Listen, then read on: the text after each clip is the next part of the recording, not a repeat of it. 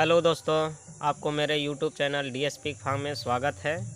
आज हम बात करेंगे जेस्टेशन एवं फैरोइंग केयर के बारे में, यानी जेस्टेशन के समय और फैरोइंग के समय हम उसको केयर कैसे, देखभाल कैसे करें।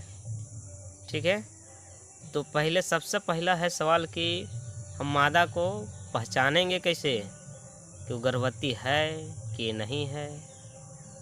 उसके लिए जिस दिन आप क्रॉस करवाए थे उस दिन से 21 दिन बाद अगर फिर मादा हिट में आ गई तो आपको समझ लेना है क्रॉस बड़ी अच्छा से नहीं हुआ था, फिर से हमको क्रॉस करवाना है। ठीक है, और अगर हिट में नहीं आती है 21 दिन बाद तो आपको समझ लेना है कि ये क्रॉस हो गई है, यानी ये प्रेग्नेंट अब हो गई है। अब उसको देखभाल कैसे करना है, तो सबसे पहला बात है उसको देखभाल करने के लिए वातावरण, उसका वातावरण सही होना चाहिए। उसका वातावरण को कैसे मेंटेन करना है। अगर गर्मी का मौसम है तो गर्मी के मौसम में सबसे पहले आपको फोगर आता है, फोगर लगा सकते हैं, या फिर फर्श में पानी 2-3 बार छिड़काव करना है। शरीर में नहीं, सुबह शाम उसको नहलाना है, दोपहर में नहीं लाना। गर्मी ज़्यादा अगर गर्मी पड़ रहा है तो नहीं नहलाना, लेकिन फर्श में पानी आप डाल सकते, उससे वातावरण ठीक हो जाएगा। उसके ज़्यादा अगर ठंड लग रहा है तो फार्म को चारों तरफ से कवर कर देना है ताकि बाहर का ठंडा हवा अंदर ना जाए। और अंदर में हो सके तो होलेजन लगा सकते हैं, हीटर लगा सकते हैं।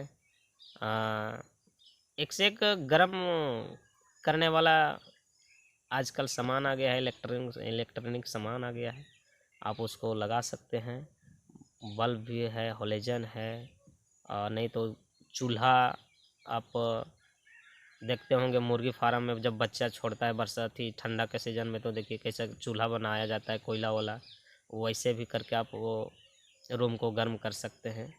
तो यानी उसका वातावरण को मेंटेन करके रखना है, नहीं तो ज़्यादा गर्मी अगर लग गया तो बच्चा फेंक देगी, ज़्यादा ठंडा भी अगर लग गया तो भी बच्चा फेंक देगी। इसके बाद आ जाता है आपका कि 1 दिन से 115 दिन केयर कैसे करना है। तो एक दिन से लेके आपका 15 दिन तक आपको उसको कम खाना देना है। यानी आप 2 kg दे रहे थे तो 75% ही देना है खाना, यानी 2 kg 1.5 kg कर सकते हैं, 1.5 kg दे सकते हैं।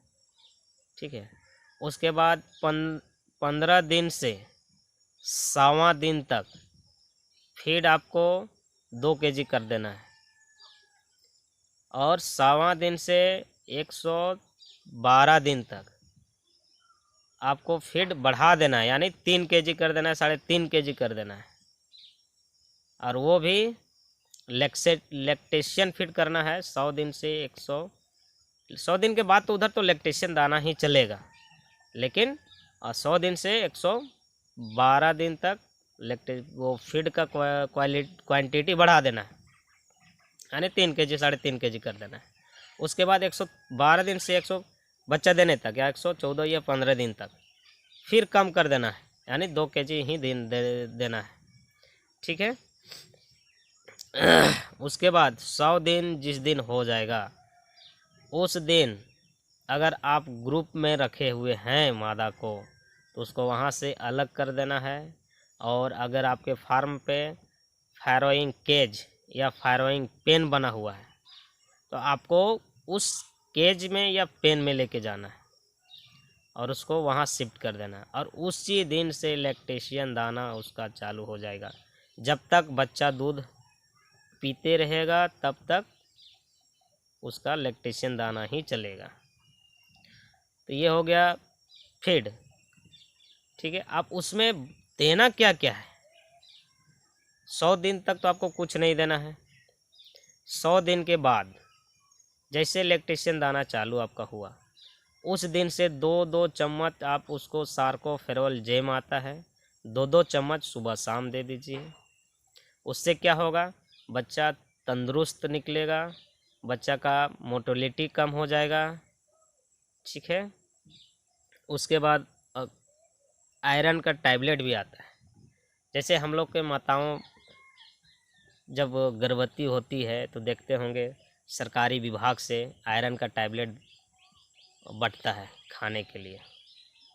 काहे कि दूध में आयरन का कमी होता है। ठीक है, इसीलिए आयरन का टैबलेट दिया जाता है।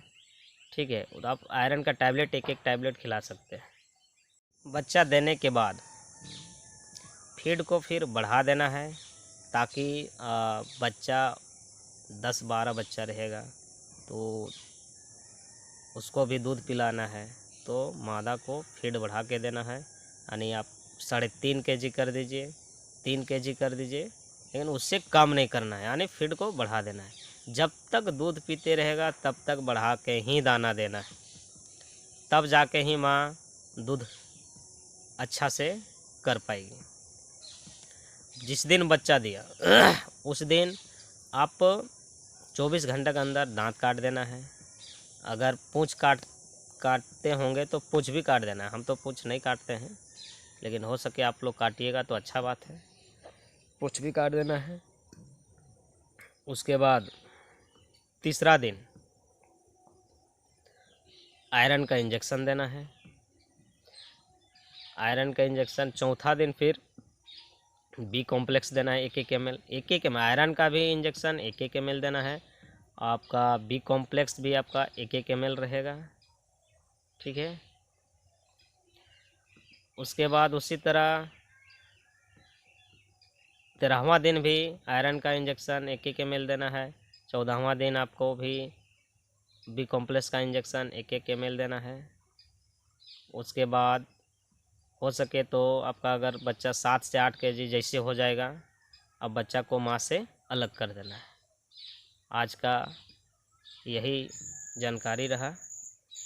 नेक्स्ट वीडियो में आपको दूसरा चीज़ के बारे में बताया जाएगा। ऐसा ही वीडियो देखने के लिए मेरा चैनल को सब्सक्राइब करके रख लें। आपको सुअर फार्म से रिलेटेड वीडियो हम डालते हैं, आपको सारा जानकारी मिल जाएगा। धन्यवाद।